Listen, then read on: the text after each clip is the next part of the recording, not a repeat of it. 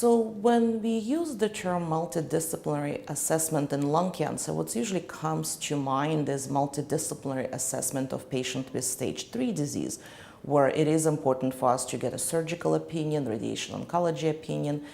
However, in the patient with stage 4 disease, multidisciplinary approach is very important as well. For example, when we make a decision what would be the best site to do the biopsy, we want to make sure that we include our pulmonary colleagues, our interventional radiology colleagues. We want to make sure that we get enough tissue for molecular testing. We want to work with our pathology colleagues so they do not waste the tissue for immunohistochemical stains that are not necessary to make the diagnosis of lung cancer. We also have to work with our palliative care colleagues because we do have data showing that early palliative care for patients with metastatic lung cancer improves outcomes.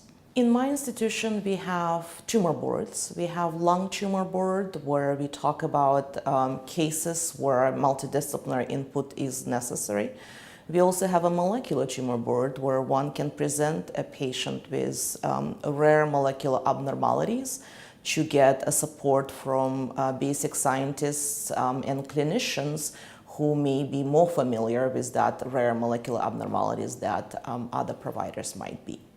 As to the liver nodules, because this patient has a stage 4 disease, the most important thing we can do for her is to give her good systemic therapy.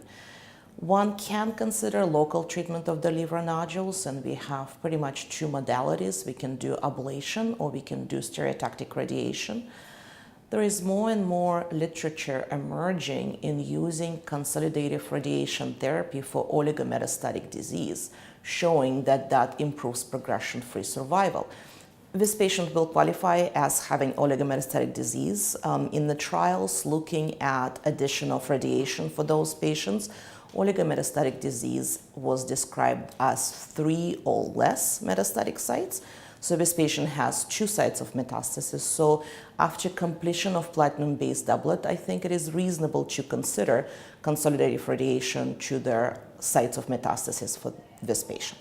There is no difference in activity of bevacizumab in the patients with metastasis in a different sites. So I would not treat this patient differently if she did or did not have a liver metastasis or had a bone metastasis with the liver metastasis. However, the brain metastasis information is quite important. We have data that giving bevacizumab in patients with treated brain metastasis is safe, and there is no incidence of grade 2 CNS hemorrhages in the patients who received bevacizumab as long as brain metastases were treated.